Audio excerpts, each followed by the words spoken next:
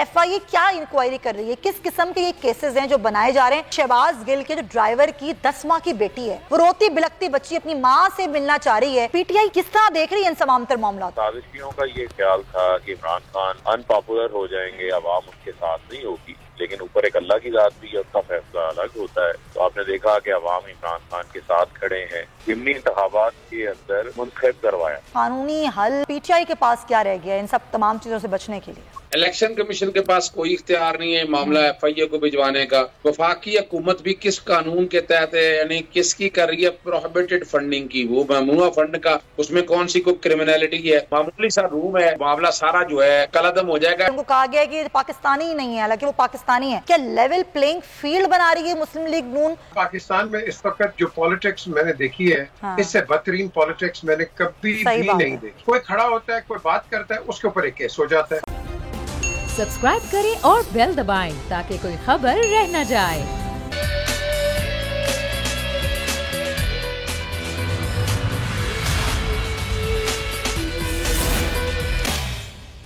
बिस्मिल्लाहिर्रहमानिर्रहीम, अस्सलामु अलैकुम। प्रोग्राम में मैं सुमैया रिजवान आपको खुशामदीद कहती हूँ। नाज़रीन, अगर ये कहा जाए कि मुल्क इस वक्त बदतरीन इंतकामी सियासत के दौर से गुजर रहा है तो ये बिल्कुल भी गलत नहीं होगा। अगर हम बात करें तो इस वक्त FIA की इंक्वायरियाँ शुरू हो चुकी हैं। असद कैसर ने ये इंक्वायरी FIA की हाई कोर्ट में चैलेंज की। अभी अभी आपको मैंने खबर दी कि पेशावर हाई कोर्ट का फैसला सामने आया जिसमें ये इंक्वायरी से FIA को रोक दिया गया।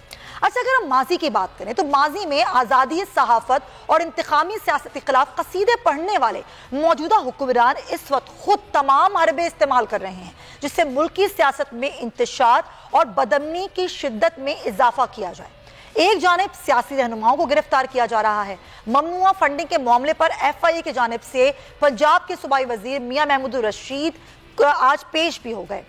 तो दूसरी जानिब अगर हम देखें तो आज़ादी सहाफ़त पर भी हुकूमत की जानिब से दबाव डाला जा रहा है। चैनल्स की नशरियात बंद की जा रही हैं। सहाफ़ियों को घर में घुसकर चादर और चार दीवारी की पामाली करते हुए गिरफ्तार किया जा रहा है। सियासी मामलात में फैसले जहां लंदन से हो रहे हैं नाजरीन, वहीं लंदन से मियां नवाज शरीफ ने वतन वापसी के लिए नून लीग की क़यादत से मशवरा मांग लिया है कि वतन वापस आया जाए या फिर लंदन से बैठकर ही मुल्क को चलाया जाए। रोज डॉलर की कीमतें कम होने की खबरें तो सामने आ ही रही हैं, मगर आखिर वजह क्या है कि हुकूमत महंगाई कम करने में बुरी तरह नाकाम हो चुकी है। हुकूमत की जानिब से IMF को मुतमईन करने के लिए मुख्तलिफ शोबों में इजाफी टैक्स भी लाया जा रहा है और मिनी बजट के नाम पर मजीद महंगाई का भी एक तूफान आने वाला है।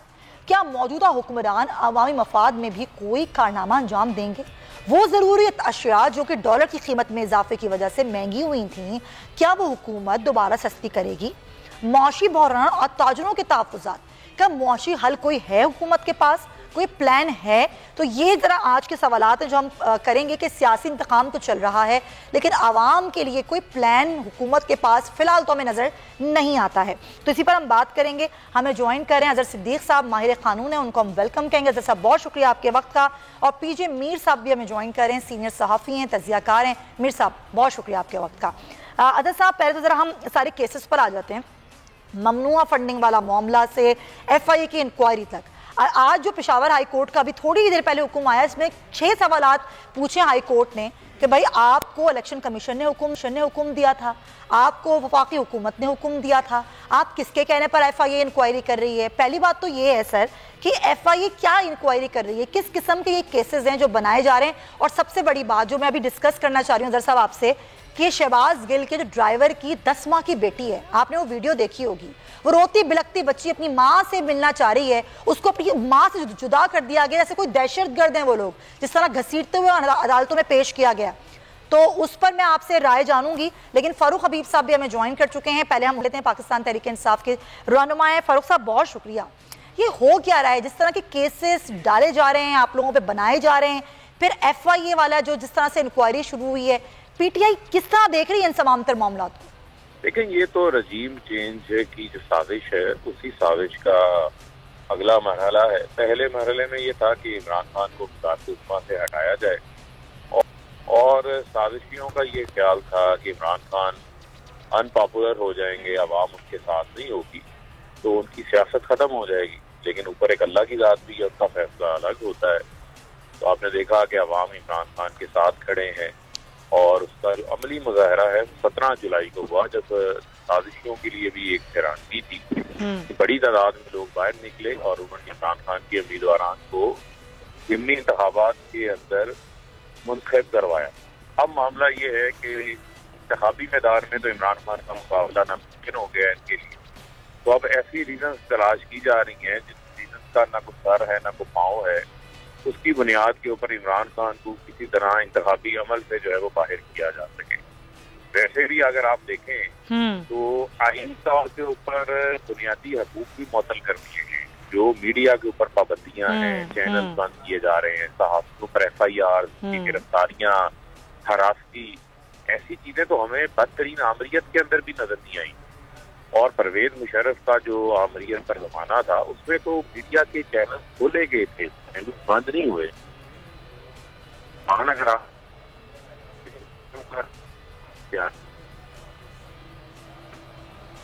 फारूक साहब आपको आवाज आ रही है? जहाँ तक को भी रात के घर से गिरफ्तार कर लेते हैं और चंद साल की बच्ची को वहाँ से दूर कर दिया जाता है। चंद माह की है सर, वो चंद साल की भी नहीं है, 10 माह की बच्ची है। के साथ भी ऐसा जो है वो सलूक जो है वो नहीं किया जाता, और वैसे भी जंगों में भी खवातीन को और बच्चों को शामिल नहीं किया जाता जिस किस्म का रवैया इन्होंने इख्तियार किया हुआ है। तो इनको होश के नाखुन लेने चाहिए। और मैं समझता हूँ कि एक चीज तो साबित हो चुकी है कि पाकिस्तान में अवाम की ताकत से बड़ी कोई ताकत नहीं है, अवाम की राय से बड़ी कोई राय नहीं है।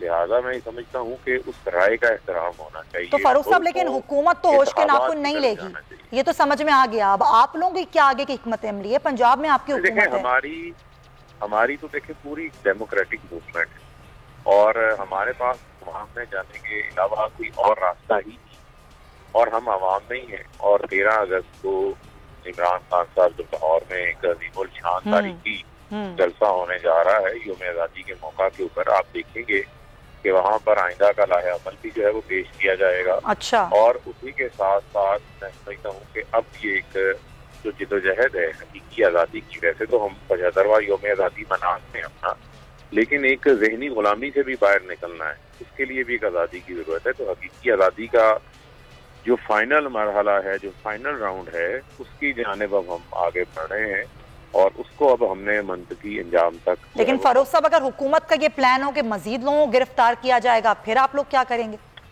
देखिए, मैं समझता हूँ कि ये उतना ही करें जितना ये बर्दाश्त कर सकते हैं, और अगर ये इससे ज्यादा आगे बढ़ने की कोशिश करेंगे तो फिर उससे मैं समझता हूँ कि रद्द अमल भी आएगा, और हो सकता है कि फिर उस रद्द अमल को ये बर्दाश्त ना कर सके। और बहुत सारी ऐसी चीजें हैं। इमरान खान साहब देखिए, उनका जीना मरना पाकिस्तान में, और कोई ऐसा कदम इमरान खान की जानिब से नहीं लिया गया, हालांकि शदीद दबाव भी है बहुत सारा हमारे ऊपर अपना। हमारी जो सपोर्ट बेस है वो तनकीद ये कर रही है कि आपके पास खैबर पख्तूनख्वा में, पंजाब में, बाकी जगहों के ऊपर हुकूमत है, बिल्कुल, लेकिन हम हालात को सहज पे नहीं लेके जाना चाहते कि हालात फिर किसी के कंट्रोल में ना रहे। और मैं समझता हूँ एक जिम्मेदार क़यादत का किरदार तो सिर्फ इमरान खान कर रहा है, बाकियों को तो चोरी बचानी है, ना आवाम की फिक्र है, ना मुल्क की फिक्र है, ना मीशत की फिक्र है। वो सिर्फ और सिर्फ जो है इस टाइम कानून की, आइन की, इंसानी हकूक की बहाली से मसरूफ है।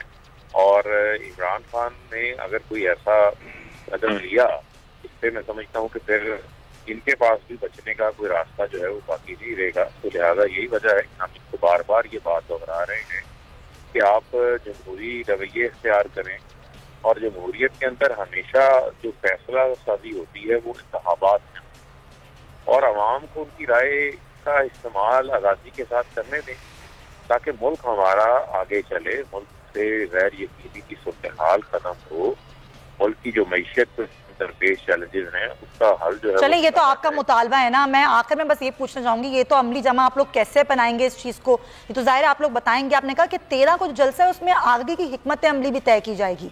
पहले इस्लामाबाद से लाहौर जलसा शिफ्ट किया गया, क्या अभी भी कुछ मुश्किलात हैं या फिर तमाम मुश्किलात खत्म हो गई हैं तहरीक इंसाफ के जलसे को? नहीं, देखें, मुश्किलात का जो है वो मामला नहीं है। अच्छा, ये देखना है कि हमने ये चाहते हैं कि PTI का तसादुम करवा दिया जाए इदारों के साथ, जो ये सारी जिंदगी करते आए हैं।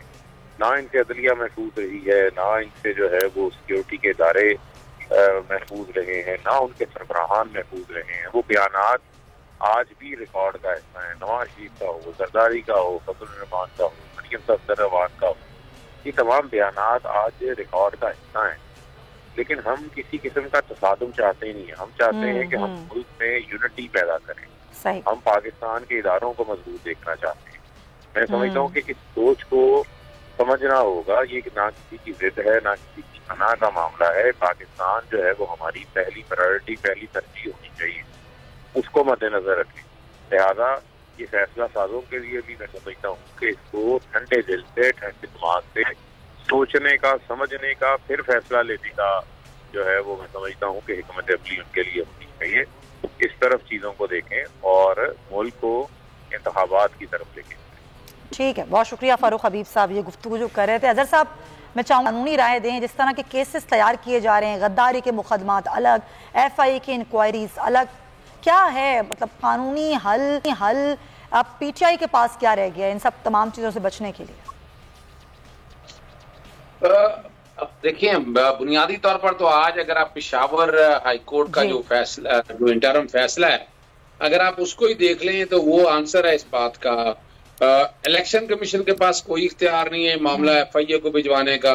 वफाकी हुकूमत भी किस कानून के तहत है, यानी किसकी कर रही है प्रोहिबिटेड फंडिंग की, वो ममनुआ फंड का, उसमें कौन सी कोई क्रिमिनलिटी है, वो कौन सा ऐसा पैसा है जो मिसाल के तौर पर किसी फॉरेन एजेंसी से आया है, किसी फॉरेन मुल्क से आया है। और वो जो सवाल बड़े वाजे हैं, वफाकी हुकूमत का इख्तियार सिर्फ इतना है, आर्टिकल 17 के तहत कोई सियासी जमात मुल्क की सालमियत, इंटेग्रिटी एंड सॉवरेनिटी के खिलाफ अगर कोई काम कर रही हो, और अगर ऐसे भी अकाउंट फॉर की बात है, तो वो अगर पैसा उस काम के हवाले से, FIA का तो मामला आप जेल में रख लें, वो मैं नहीं समझता ज्यादा देर चल सकेगी। इस्लामाबाद हाई कोर्ट में भी, बाकी अदालतों में भी ये मामला आ चुका है। मामूली सा रूम है और वो मामला सारा जो है वो कलअदम हो जाएगा। FIA की हद तक कोई, लेकिन ये बजाय मकसद उनका सिर्फ ये है कि प्रेशराइज करना, प्रेशर डालना, और वो किसी हद तक अपने तौर पर कोशिश करके देख ली है। लेकिन ना सोशल मीडिया, ना मीडिया इस बात को मानने के लिए तैयार नहीं है कि कोई ऐसी चीज सामने आई हो। कोई भी, नॉट अ सिंगल एविडेंस। बल्कि आपको याद है, मैंने तो तौहीन अदालत, हद के इज्जत का नोटिस दिया इलेक्शन कमीशन को, उन्होंने पाकिस्तानियों को अपना गैर पाकिस्तानी कह दिया। फिर उनकी तरफ कायदा पटिशन भी फाइल हो रही है जिसके अंदर ये सारी बातें हम अदालत में आ रहे हैं, कानून भी हम चैलेंज कर रहे हैं। चलें, ज़बरदस्त। ये तो जाहिर बात है वो भी बेचारे बड़े दुखी हुए हैं कि उनको तो पाकिस्तानी ही नहीं बनाया गया, उनको कहा गया कि पाकिस्तानी ही नहीं है, हालांकि वो पाकिस्तानी है। अच्छा मीर साहब, एक तरफ तो ये इंतकामी कार्रवाइयाँ हैं सारी, दूसरी तरफ जो खबर है कि मियाँ साहब जो है वापसी के लिए अब राय मांग रहे हैं, वो ये पूछ रहे हैं कि भाई मुझे आना चाहिए या नहीं आना चाहिए। आप क्या कहेंगे? ज़ाहिर है आप बेहतर तज़किया दे सकते हैं। इस सियासी सूरत हाल में क्या लेवल प्लेइंग फील्ड बना रही है मुस्लिम लीग नून कि उसके बाद फिर इंतखाबात होते हैं तो होते रहें? देखिए सुमैया, सबसे पहले तो आप इसको गेज करें ना कि क्या मियाँ साहब की जो उनके जो हेल्थ कंडीशंस हैं क्या वो ठीक है? सर ये तो मियाँ साहब खुद बताएंगे, या उनके डॉक्टर्स या फिर मुस्लिम लीग नून? नहीं जी, तो फिर राय क्यों मांग रहे हैं वो? ठीक है ना, राय किस लिए मांग रहे हैं? राय मांग रहे हैं कि भाई मुझे मैं आना चाहिए, नहीं आना चाहिए। तो जो गवर्नमेंट, जो अपोजिशन है, वो तो उनसे फिर पूछेगी कि भाई आप ये पहले बताएं आपकी सेहत का क्या हाल है। तो ये तो आप देखें ना, यहाँ तो एक कॉन्ट्रडिक्शन हो जाती है। सो मैं समझता हूँ कि ये इस तरह की, ये एक तो पता नहीं ये हाई फ्लाइंग रिमार्क्स कहाँ से आ जाते हैं। वो आ रहे हैं, मैं ये ले रहा हूँ, तो वो मशवरा ले रहा हूँ, ये ले रहा हूँ, आई डोंट नो। क्योंकि पाकिस्तान में इस वक्त जो पॉलिटिक्स मैंने देखी है, इससे बदतरीन पॉलिटिक्स मैंने कभी भी नहीं देखी। सही बात। ठीक है, प्रॉब्लम आई हैं, प्रॉब्लम्स होती हैं, मुश्किलात आती हैं, लेकिन इससे गंदी पॉलिटिक्स और इससे लो लाइफ पॉलिटिक्स मैंने कहीं नहीं देखी। कोई खड़ा होता है, कोई बात करता है, उसके ऊपर एक केस हो जाता है। कोई इधर बैठता है, उसके ऊपर एक केस हो जाता है। अब ये अभी आपने एक जिक्र किया, फॉर एग्जाम्पल वो जो खातून है, ड्राइवर की वाइफ, उस ड्राइवर की बीवी का क्या ताल्लुक है पता नहीं भाई, क्या सही बात है, क्या ताल्लुक, मुझे बताएं क्या ताल्लुक है। और अभी आपने कहा उसकी 10 महीने की बेटी, आपने उसको 15 दिन रिमांड पे, ऑन व्हाट बेसिस? वो क्या वो ड्राइवर है खुद? उसका खावन ड्राइवर है, उसको करो, उसको पकड़ो, जो तुमने करना है। Why go after the family? और जिस तरह वो घुसे घर के अंदर, अगर आपने वो देखा हो, सुना हो कि वो कह रहे हैं कि घर में घुस के घसीटते हुए लेकर आए। नहीं जी, ये बहुत गंदी, मैं कहता हूँ बड़ी गंदी रवायत है। और एक कहावत है, what goes around comes around. और ये जिन ऑफिसर्स ने किया है, they will have to be put accountable regardless of anything. क्यों? क्योंकि उनकी जो जिम्मेदारी है, सरकारी जिम्मेदारी, वो अलाउ नहीं करती है कि एक औरत के साथ बेहुरमती करे। यार वो भी सिटीजन है पाकिस्तान की, क्या बातें कर रहे हैं आप? सिंपली वो गरीब है तो आप उनको घसीट के निकाल लें। सर जो 25 मई को हुआ, जिस तरह घरों में घुस के औरतों की चादरें खींची गई, उनको घसीटा गया घरों में रात के अंधेरों में घुस के, तो आप इनसे क्या उम्मीद कर सकते हैं? तो अगर आपने यही लाअमल रखना है तो फिर आप कह दें कि पाकिस्तान में एनर्की है, कन्वेंशन नहीं है, लॉ नहीं है। हमें लॉ को सुप्रीम रखना है, हमें लॉ को इज्जत देनी है। हम क्या करते हैं, कुछ भी बात होती है सुमैया, कभी फौज का रगड़ा लगा देते हैं, कभी हाई कोर्ट का रगड़ा लगा देते हैं, कभी नैब का रगड़ा लगा देते हैं। हमें सूट करती है, वाह वाह वाह, ये तो बहुत अच्छे हैं। सो द क्वेश्चन है राइजेस, आप इन इदारों को दूर रखो, जो कानूनी एक लाए अमल है उस पर चलो। अगर मैं कहता हूँ, अगर शहबाज गिल ने ये बातें कही हैं तो उसको पकड़ो, बिल्कुल पकड़ो। क्यों? क्योंकि लॉ जिसने तोड़ा है और सडिशियस जो बातें करता है, आपने जावेद को भी पकड़ा था ना, इसको ये PMLN वाले। अब द क्वेश्चन है कि जो लोग रिगार्डलेस ऑफ एनीथिंग, अगर आपने ये करना है तो वो तो आप पकड़ेंगे, लेकिन अगर आपने इसको एक पॉलिटिकल केस बनाना है तो आई एम सॉरी टू से, ये तो फिर पॉलिटिकल विक्टिमाइजेशन है। फिर जैसा करोगे वैसा भरोगे। अच्छा, अजहर साहब शायद कुछ ऐड करना चाह रहे हैं। बिल्कुल आप सही कह रहे हैं, ये फिर वक्त किसी के पास भी ऐसा वक्त आ सकता है। अजहर साहब आप क्या कहना चाह रहे हैं? बड़ी जबरदस्त बात की है अपने ना मीर साहब ने, पीजे मीर साहब ने। देखिए, हमारे यहाँ बुनियादी हक हैं। आर्टिकल 9 लाइफ की, जिंदगी की जमानत देता है। आर्टिकल 14 क्वालिटी ऑफ लाइफ की बात करता है। अब इस ड्राइवर का या उसकी बीवी का और उस बच्ची का, यानी पूरी दुनिया में ये मजाक उठ रहा है। एमनेस्टी इंटरनेशनल से कुछ लोगों से मेरी इनडायरेक्ट तरीके से बात हुई, वो मजाक उड़ा रहे हैं कि जिस तरह मीडिया पे कदगन लगाई जा रही है, यानी फासिस्ट गवर्नमेंट का लफ्ज जो है ना, मुल्क से बाहर बैठे हैं वो कह रहे हैं ये कौन लोग हैं, यानी इन्हें फासिस्ट भी मुझे लगता है छोटा लफ्ज पड़ गया है सर। जिस तरह लोगों के घरों में घुसकर उनके बेडरूम्स में जाकर लोगों को घसीटा जा रहा है, खवातीन के साथ जो सलूक किया जा रहा है। बहुत शुक्रिया अजहर साहब, आपने बिल्कुल सही की। पीजे मीर साहब, आपके वक्त का भी बहुत शुक्रिया। ब्रेक लेंगे, वापस आएंगे तो जरा बात करेंगे कि कोई मौशी हल है हुकूमत के पास, आवाम को कुछ देने के लिए है या नहीं, इस ब्रेक के बाद।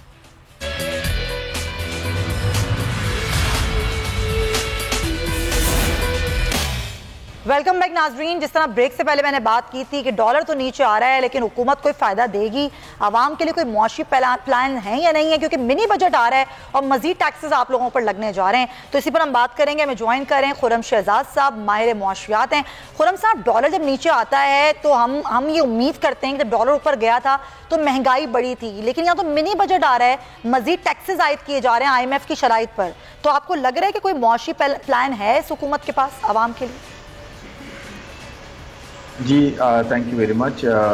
देखें, पहली बात तो ये है कि मिनी बजट्स तो बहुत सारे आए हैं और आते रहेंगे और टैक्सेस भी लगते रहेंगे और महंगाई की शरह जो है वो ऊपर ही रहेगी इस साल एटलीस्ट। तो ऐसा कोई प्लान तो नज़र नहीं आता। बट एक अच्छी चीज़ ये हुई है कि 3 महीने पहले जो सिचुएशन थी उसके मुकाबले में हम बेहतर हैं रिलेटिवली। इसकी वजह यह है कि 3 महीने पहले हमारे डॉलर का आउटफ्लो बहुत मैसिव था और हमारी डॉलर जो है रुपये के अगेंस्ट काफ़ी ज़्यादा अप्रिशिएट करता गया था। और आपको याद होगा कि स्ट्रेट जो है 183 से, जब से ये सेकंड गवर्नमेंट अब जो गवर्नमेंट है क्या आई थी, 183 पे गया था, 189 से पहले इम्प्रूव हुआ, फिर बाद में जो है वो 240 तक चला गया था। और अब जो है वो आज के रेट्स अगर आप देखें तो 216-215 के अराउंड आया है, जो कि अच्छी खबर है। 10% ऊपर आ चुका है, रुपये डॉलर के अगेंस्ट रिकवर हो चुका है इनफैक्ट।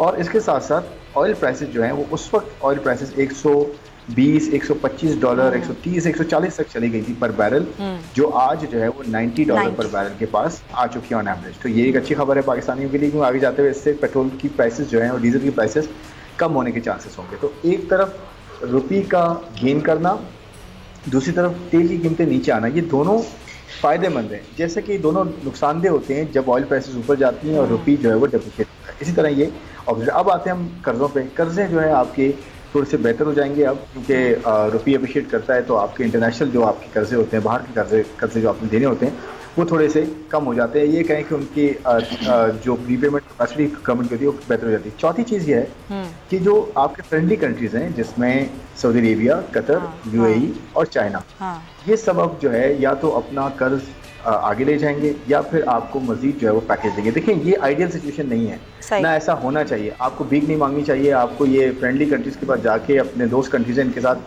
पैरेलल बेसिस पे ट्रेड करनी चाहिए। ये हल नहीं है, लेकिन अब जो सिचुएशन है उसके हिसाब से अगर हम बात करें तो एटलीस्ट 3 महीने से थोड़ी सी बेहतर सिचुएशन हुई है। लेकिन महंगाई अभी भी है, बहुत महंगाई है और इस महंगाई को नीचे लाना एक चैलेंज होगा जो कि अभी प्लान नजर नहीं आ रहा है इसका। ये पॉइंट है कि प्लान नहीं है, क्योंकि मिनी बजट तो आ रहा है, क्योंकि ये IMF ने कहा है कि मजीद टैक्सेस लगाए जाएं।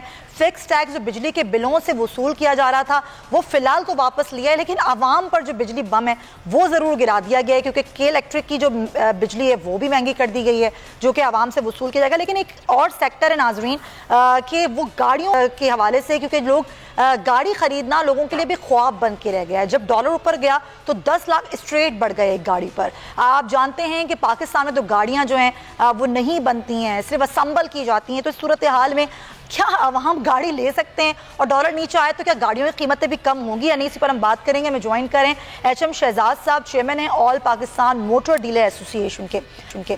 बहुत शुक्रिया शहजाद साहब। ये कहा जाता है कि सबसे ज़्यादा जो है मुनाफा ये सेक्टर वसूल कर रहा है। गाड़ियों की कीमतें एकदम से बढ़ गई जब डॉलर अप हुआ, अब डॉलर नीचे आया है तो क्या कीमतें कम होंगी, आवाम की दस्तरस में आएगी कोई गाड़ी?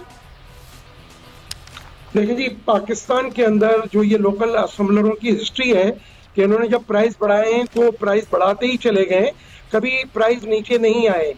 जब ये प्राइस इन्होंने बढ़ाए हैं, इससे पहले आप देखें कि 215, 16, 18 और 20 का डॉलर था और इन्होंने उसके बाद कहा कि क्योंकि 240, 42 और 45 तक भी डॉलर गया, इन्होंने प्राइस बढ़ा दिए। लेकिन इस वक्त जैसे खुर्रम शहजाद साहब ने कहा कि 215, 16 पे डॉलर आ गया है, तो हुकूमत कहाँ सो रही है? हुकूमत कहाँ है? हुकूमत नाम की अगर कोई चीज है तो ये फौरी तौर पर इनके प्राइसेस नीचे आने चाहिए। बल्कि ये प्राइस बढ़ाने की कोई तुक ही नहीं थी, ये प्राइस बढ़ने ही नहीं चाहिए थे, क्योंकि जो भी कंपनी पाकिस्तान में जब आती है तो वो अपना स्टॉक भी रखती है। लेकिन हमारी बदनसीबी ये है कि एक तरफ तो ये कहते हैं कि जी हमारे पास जो है CKD SKD नहीं है, दूसरी तरफ बड़े बड़े अखबारों में इश्तिहार दिया है इन्होंने कि जी आप अपनी रकम वापस ले लें, और उसके फौरन बाद जो है वो गाड़ियों के प्राइस बढ़ा दिए। तो ये मंतक मेरी समझ में नहीं आई कि ये पीछे इतना बड़ा ड्रामा कौन कर रहा है और क्यों कर रहा है। अच्छा, बात यहाँ खत्म नहीं होती, जो ब्लैक मार्केटिंग है, यानी एक तो प्राइसेस आपने बढ़ा दिए, सिर्फ टोयोटा ने जो है 9,10,000 से लेके 31.5 लाख रुपए तक का इजाफा किया है। बिल्कुल। होंडा ने जो है वो तकरीबन 8 लाख से लेके 14.5 लाख तक का जो है वो इजाफा किया है। इसी तरह सुजुकी ने जो है 1,20,000 से लेके। अच्छा HM शहजाद साहब, मुझे ये बताइए, ये तो हमें पता है कि इजाफे कितने हुए हैं, आवाम को आप क्या मशवरा देंगे? अभी रुक जाएं, जो लोग गाड़ी खरीदना चाह रहे हैं चाहे वो नई हो या सेकंड हैंड, फिलहाल रुक जाएं, गाड़ी ना खरीदें, this is not the right time कि अभी आप गाड़ी खरीदने के लिए जाएं? देखिए, मेरा मानना कुछ और है। गाड़ी आज लग्जरी नहीं है, गाड़ी आज बिल्कुल ऐसे ही जरूरत है। जो बच्चे हैं उनको आज हमारे पास जो है ना वो पब्लिक ट्रांसपोर्ट नहीं है, बिल्कुल आपको पता है। इसके अलावा जो और ट्रांसपोर्ट है वो क्या है आपको पता है। तो हर पाकिस्तानी चाहता है कि मुझे कम से कम एक मेड इन पाकिस्तान कार तो हो जो कम से कम प्राइस में हो, रिजनेबल प्राइस में हो। लेकिन हमारी बदनसीबी है, आज सुजुकी को 40 साल से ज्यादा का अरसा हो गया, टोयोटा होंडा को आज 35, 36 साल हो गए, आज तक हम मैन्युफैक्चरर नहीं है, आज तक हम असेंबलर्स हैं। हम CKD SKD असेंबली इंपोर्ट करने के मोहताज है, पर इस वक्त CKD SKD नहीं है। ऊपर से हुकूमत ने बैंड किया हुआ है 3 महीने के लिए। तो जो गाड़ियां जिन लोगों ने 4 महीने 6 महीने पहले बुक कराई थी वो गाड़ियां कहाँ हैं? उनको तो आप कह रही थी पैसे वापस ले लें। वो तमाम गाड़ियां नए प्राइस के साथ ब्लैक मार्केटिंग में बाजार में बिक रही है। ऐसे ही है। तो वही सब हुकूमत का है। और ना सिर्फ ये बल्कि लोगों से इजाफी पैसे भी ले लिए गए, फिर भी उनको गाड़ी नहीं दी जा रही है। ये सूरत हाल है। मैं बिल्कुल आपकी बात जो है बिल्कुल ठीक है, लेकिन हुकूमत की तवज्जो तो है ही नहीं, क्योंकि यहाँ पर ये कहा जाता है कि सबका अपना अपना मुनाफा होता है इस पर। अच्छा खुर्रम शहजाद साहब, IMF की किस्त मिलेगी नहीं मिलेगी, अभी 24 घंटे का वक्त दिया गया है हुकूमत की जानिब से कि जल्दी ये जो है बहाल हो जाएगा IMF का प्रोग्राम, लेकिन IMF का प्रोग्राम बहाल होने से पहले जो कुछ हो चुका और बहाल होने के बाद मजीद जो आवाम के साथ होगा, तो आपको लग रहा है कि महंगाई आगे आने वाले 6 महीनों में कुछ बेहतर होती हुई नजर आ रही है? डॉलर की प्राइस को भी अगर हम एक तरफ रख दें तो जी देखें, पहली बात तो बड़ा अच्छा पॉइंट है कि प्राइसेस बढ़ती हैं, हमारे यहाँ कम नहीं होती। हाँ। और डॉलर नीचे आ रहा है, तो सिर्फ गाड़ियों की प्राइसेस नहीं, ओवरऑल इन्फ्लेशन कम होनी चाहिए। तो प्रॉब्लम यही है हमारी जैसी डेवलपिंग इकोनॉमीज में कि यहाँ पे मार्केट्स जो हैं स्ट्रक्चर्ड नहीं होती। यहाँ पे चाहे वो फूड की मार्केट हो, चाहे एनर्जी की मार्केट हो, या फिर वो इस तरह की ड्यूरेबल्स की मार्केट हो, या इस तरह की जो गाड़ियाँ हैं, अप्लाइंसेस है और दूसरे प्रोडक्ट्स हैं जो mid to higher end products कहलाती हैं, तो वो भी बेसिकली उनकी भी प्राइसेस नीचे नहीं आती। तो प्रॉब्लम यह है कि जो चेक एंड बैलेंस है ना, कि कीमत जब बढ़ती है पीछे से उसे बढ़ा दिया जाता है ज़्यादा से, तो उस पर भी चेक एंड बैलेंस नहीं होता। दूसरा, जब कीमत पीछे से आपकी कॉस्ट कम हो जाती है तो आगे से प्रॉफिटेरिंग बहुत ज़्यादा होती है, तो लोग प्राइसेस नीचे नहीं करते। तो वो उसी वजह से होता है कि जहाँ कंपटीशन कम होता है, जहाँ पे प्रोड्यूसर्स कम होते हैं, बायर्स ज़्यादा होते हैं, तो वहाँ पे एक्सप्लॉयटेशन मार्केट्स में चलती हैं। यहाँ पे काम होता है अथॉरिटीज़ का कि वो इंटरवीन करें और एक तो कंपटीशन बढ़ाएं, लोग मार्केट में और इन्वेस्टमेंट लेकर आएँ और प्लेयर्स लेकर आएँ, ताकि वो प्रोडक्ट को बढ़ाएं और लोगों के हाथ में सप्लाई ज़्यादा है। जब सप्लाई चीज़ों की ज़्यादा आती है, कीमतें खुद ब खुद नीचे जाती हैं। और दूसरा, मार्केट स्ट्रक्चर्ड हो। दूसरा पॉइंट आपने कहा कि जी महंगाई जो है वो कैसे कम होगी। हाँ। देखें, हमारे यहाँ पेट्रोल और डीजल और ये जो ऑयल है ना, ये बड़ा क्रिटिकल रोल प्ले करता है। ना सिर्फ ये कि डायरेक्ट ट्रांसपोर्टेशन कॉस्ट को कम या ज़्यादा करने में, बल्कि जो चीज़ें मूव होती हैं एक जगह से दूसरी जगह, सब चीज़ें मूव होती हैं, तो वो मूव होने पर भी उसकी प्राइसेस बढ़ जाती हैं। तो ये सारी प्राइसेस नीचे आनी चाहिए। अगर आपका ऑयल जो एक्सपेक्टेड है कि $70 से $80 पे आ जाएगा, $70 तक आ सकता है ऑयल अगले 2-3 महीनों में, जिस तरह से ग्लोबल रिसेशन की बात हो रही है, इंटरनेशनली जो है वो आपकी प्राइसेस नीचे आ रही हैं फूड की और एनर्जी की। और चाइना, अमेरिका और यूरोप, ये तीनों बड़ी इकोनॉमीज रीजन्स हैं जो कि Aahista Aahista economy slow down हो रही है। इनके स्लो डाउन होने की वजह से फूड और ऑयल की कीमतें नीचे जाएंगी, जिसका फायदा हमें ये होना चाहिए कि हम इसको पास ऑन करें आने वाले महीनों में और लोगों को महंगाई से बचाएं, महंगाई कम करें। मुझे लगता है एक्सपेक्टेड है 3 से 4 महीनों में महंगाई नॉर्मलाइज हो सकती है। चलें, अल्लाह ताला आपकी ज़ुबान मुबारक करे और ऐसा ही हो कि एक्सपेक्टेड जो है वो हो भी जाए। होता ये कि पास ऑन नहीं होता, जो कमी होती है वो पास ऑन नहीं होती, बल्कि इजाफा ज़रूर पास ऑन होता है, बल्कि दुगना इजाफा पास ऑन होता है। मैं चाहूँगी आप दोनों हज़रात हमारे साथी हम एक शामिल करेंगे, तो वापस आएंगे मार्केट की सूरत हाल खुर्रम शहजाद साहब से जानेंगे कि मार्केट में सरमायाकार क्या मुतमईन है, क्या यहाँ पर पैसा इन्वेस्ट किया जा रहा है मुल्क में या नहीं किया जा रहा है, सरमायाकार अपना पैसा निकाल के यहाँ से ले गए। इस ब्रेक के बाद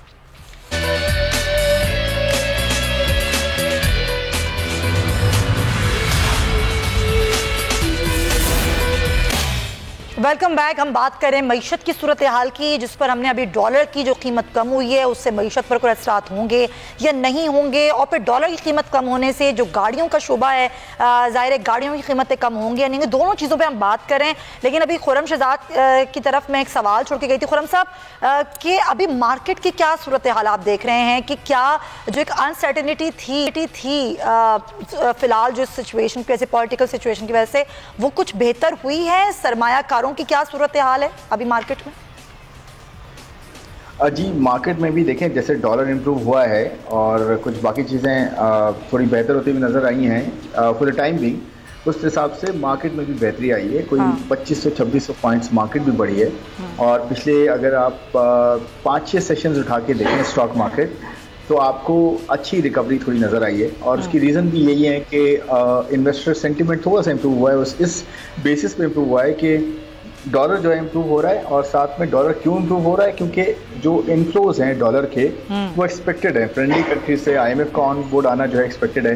तो इन सब चीज़ों से ओवरऑल सेंटीमेंट, चाहे वो फाइनेंशियल मार्केट हो, कैपिटल मार्केट हो, या फिर फॉरेक्स मार्केट हो, कमोडिटी मार्केट हो, इन सब में अक्रॉस द बोर्ड इन्वेस्टर का सेंटीमेंट पॉलिटिकल अनसर्टेनिटी पे ख़राब होता है। जो है इनफ्लोज, अगर आपके आउटफ्लोज ज़्यादा हो रहे हो तो ख़राब होता है, और इसके बरक्स हो तो चीज़ें ठीक हो रही होती हैं। तो यही है कि आपके यहाँ स्टॉक मार्केट में भी जो बेहतरी थोड़ी सी हुई है, थोड़ी सी रिकवरी कह सकते हैं हुई है, उसकी वजह भी यही है कि वो इन्वेस्टर भी एक्सपेक्ट कर रहा है कि IMF ऑन बोर्ड आएगा और हमें वहाँ से भी फंड्स मिलेंगे, फिर साथ में फ्रेंडली कंट्री से फंड्स मिलेंगे, फिर ऑयल की कीमतें नीचे आ रही हैं। तो ओवरऑल जो करंट अकाउंट की सिचुएशन है एक्सटर्नल अकाउंट की, वो आहिस्ता आहिस्ता बेहतर हो रही है। हम अल्हम्दुलिल्लाह कोई डिफ़ॉल्ट की बात नहीं है, अब हम बहुत बेहतर हैं उससे। तो इसकी वजह से आपके स्टॉक मार्केट का सेंटीमेंट भी बेहतर हुआ, बट स्टिल मैं कहूँगा फंडामेंटल्स जो हैं वो अभी ठीक नहीं है। कंट्री के मैक्रो फंडामेंटल्स, अभी इन्फ्लेशन बहुत ज़्यादा है, आगे इंटरेस्ट रेट शायद बढ़ जाएं, या अभी जो है सिचुएशन इतनी टफ है कि हमें अभी बहुत मैनेज करना है, बहुत ज़्यादा काम करना है। अभी हम जो है वो मुश्किल से बाहर नहीं है कंप्लीटली।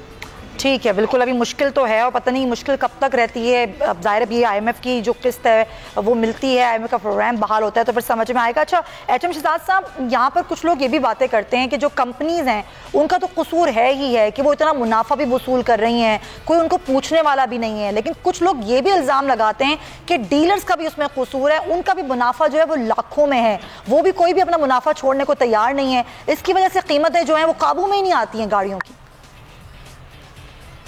देखें, असल सूरत हाल ये है कि पिछले दिनों जो ये लोकल असेंबलर जितने भी हैं नए पुराने, इनके पास बुकिंग की मद में 300 अरब रुपया यानी 3 खरब रुपया बुकिंग की मद में इनके पास आया हुआ है। और इनके पास CKD SKD असेंबली नाम की कोई चीज नहीं है। ये सारे का सारा पैसा बुकिंग का ये बैंक के अंदर इन्होंने इंटरेस्ट पे दिया हुआ है और ये एंजॉय कर रहे हैं। आवाम को क्या कर रहे हैं, कभी कहते हैं जी अपने पैसे वापस ले लें, कभी कहते हैं कि जी नए प्राइस आ गए हैं, कभी कहते हैं हमारे पास CKD SKD नहीं है। यानी आप देखें कि लोगों के पैसों से ये कारोबार कर रहे हैं और लोगों को क्या कर रहे हैं, सिर्फ टाइम पे टाइम दे रहे हैं। लोगों को कोई ऐसा नहीं है कि उनको फौरी तौर पे गाड़ियां दी जाए। मुझे तो हैरानगी होती है और मैं हमेशा कहता हूँ ऑटोमोबाइल के लिए पाकिस्तान जन्नत है, जन्नत से कम नहीं है, लेकिन ये सब लूटमार पे लगते हैं। यहाँ पर तो सेडान कार इस तरह दी जाती है जैसे पता नहीं बहुत ही ज़बरदस्त कार है जो दुनिया भर में कोई नहीं पूछता उसको। अच्छा, दूसरी बात ये कि जब 236 का डॉलर था तो उस वक्त लोगों से इजाफी 9-10 लाख रुपए वसूल किए गए कि डॉलर की प्राइस बढ़ रही है, 240 तक 245 तक डॉलर गया। आज डॉलर 214 पे है शहजाद साहब। तो आज तो ये वापस नहीं कर रही हैं कंपनियां, लोगों को पैसे वापस नहीं कर रही जो इजाफी वसूल किए गए। वो इजाफी पैसे किसकी जेब में गए? देखें, इसमें ये बात बिल्कुल आप कि मैं मानता हूं कि इसमें इनका ऑथराइज्ड डीलर जो है वो मुलविस है। इसके अलावा ठीक है, बहुत शुक्रिया शहजाद साहब, अभी हमें बहुत शुक्रिया साहब।